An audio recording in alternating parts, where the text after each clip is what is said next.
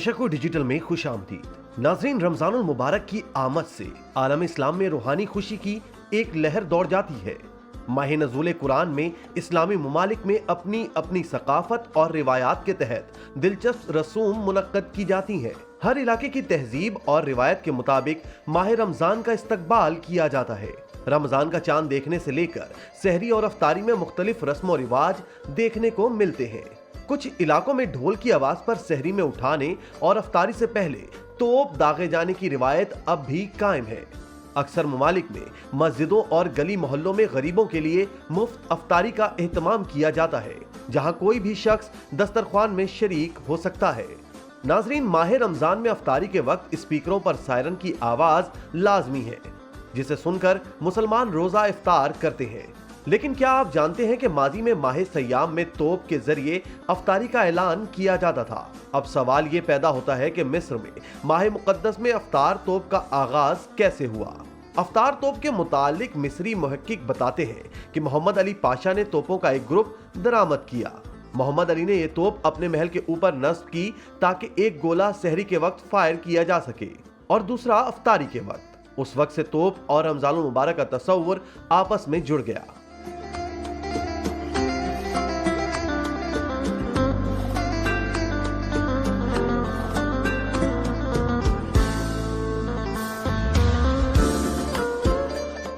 मुहक्किक बताते हैं कि 1863 से 1879 तक मिस्र पर हुकूमत करने वाले खुदवी इस्माइल ने एक और तोप भी हासिल की, जिसे उसने अलहाजा फातिमा तोप कहा। यह नाम उसने अपनी बेटी फातिमा बिनते इस्माइल के हवाले से रखा। इस तोप को उसने बाद में मिस्री यूनिवर्सिटी या कायरा यूनिवर्सिटी कायम करने के लिए अतिया कर दिया था। मिस्री मुहक्किक के मुताबिक अफ्तारी की तोपें फैलना शुरू हुई और 20वीं सदी के आगाज में इनकी तादाद 5 तोपों तक पहुंच गई। 2 अब्बासिया मोहल्ले में और एक हेलिलोपोल्स में नस्ब थी। इसके बाद से अफ्तार तोप रमजानुल मुबारक का अहम जुज बन गई। तुर्की में मुख्तलिफ शहरों की बुलंद तरीन पहाड़ी से मुकर्ररा वक्त पर रमजान तोप चलाई जाती है, जो रोजा खुलने का ऐलान होता है। सहरी के वक्त ड्रम बजाकर लोगों को जगाने की रिवायत कई ममालिक में मौजूद है। तुर्की में ड्रमर उस्मानी अहद का लिबास पहनकर ड्रम बजाकर लोगों को जगाते हैं। दोस्तों, इस्लामी रिवायात के मुताबिक मुसलमानों के अव्वलीन मसाहिराती यानी मनादी करने वाले हजरत बिलाल हबशी थे, जो इस्लाम के पहले मौज़्ज़न भी थे। हजूर अकरम सल्लल्लाहु अलैहि वसल्लम ने हजरत बिलाल की जिम्मेदारी लगाई कि वो अहले ईमान को सहरी के लिए बेदार करें। मक्कतुल मुकर्रमा में मुसाहिराती को जमजमी कहते हैं। वो फानूस उठाकर शहर के मुख्तलिफ इलाकों के चक्कर लगाता है ताकि अगर कोई शख्स आवाज से बेदार नहीं होता तो वो रोशनी से जाग जाए। इसी तरह सूडान में मसाहिराती गलियों की चक्कर लगाता है और उसके साथ एक बच्चा होता है जिसके हाथ में इन तमाम अफराद की फहरिस्त होती है जिनको सहरी के लिए आवाज देकर उठाना मकसूद होता है। मिस्र में सहरी के वक्त देहातों और शहरों में एक शख्स लालटेन थामे हर घर के सामने खड़ा होकर उसके रिहायशी का नाम पुकारता है या फिर गली के एक कोने में खड़ा होकर ड्रम की थाप पर हम्द पढ़ता है। इन अफराद को अगरचे कोई बाकायदा तनख्वाह नहीं मिलती, लेकिन माह रमजान के इख्तिताम पर लोग उन्हें मुख्तलिफ तहाइफ देते हैं। सऊदी अरब में रमजान खेमों की तंसीब अमल में आती है, जहां पर मुख्तलिफ कौमियतों के लोग रोजा अफ्तार करते हैं। ये रिवायत रूस में भी कायम है। मुल्क की मुफ्ती कौंसल की जानिब से मास्को में इज्तिमाई अफ्तार के लिए रमजान खेमा का एहतमाम किया जाता है।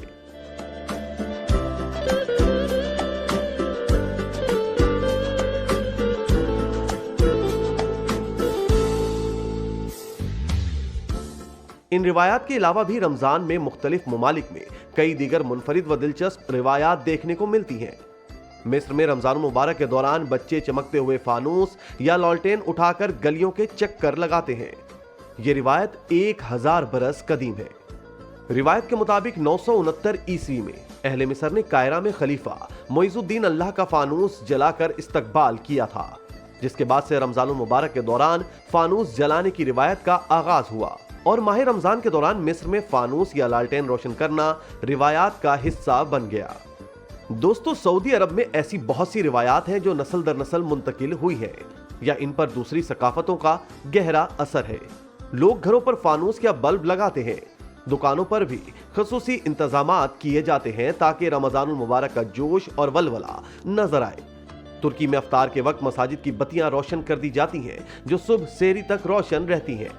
जदीद असरात और यूरोप और एशिया के संगम पर वाक़े होने के बाइस तुर्की में दूसरे ममालिक की तरह रमजान के दौरान रेस्तुरानों या होटलों की बंदिश का कोई कानून नहीं है और ना ही रमजान के दौरान अवामी मकामात पर खाने पीने की ममानियत है। ईरान में अफ्तारी कुछ मखसूस अशिया से की जाती है, जिनमें चाय, एक खास तरह की रोटी जिसे नून कहा जाता है, पनीर, मुख्तलिफ किस्म की मिठाइयाँ, खजूर और हलवा शामिल है।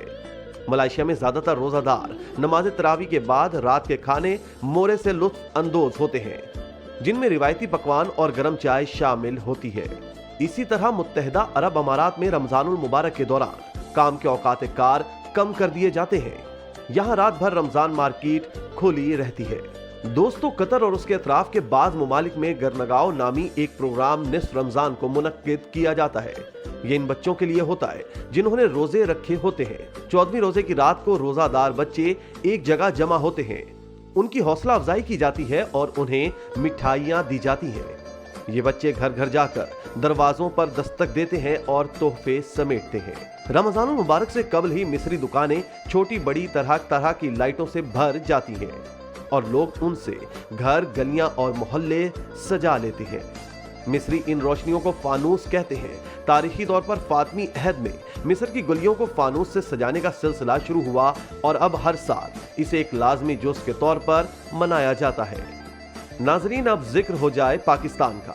जी हां, पाकिस्तान के तूलो अर्ज में मुखय्यर अफराद रोजेदारों को सड़क पर अफ्तार कराने की सहूलत फराहम करते हैं। इसका खालिस मकसद लोगों की सहूलत और अजरो सवाब होता है।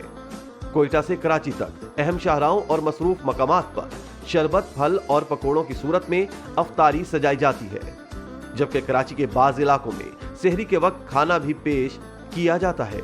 इसी तरह की मजीद वीडियोस देखने के लिए आप हमारा चैनल सब्सक्राइब करके बेल का आइकॉन प्रेस करें और अहलियाने कराची के लिए रोजनामा तशक्कुर हर स्टॉल पर मौजूद है।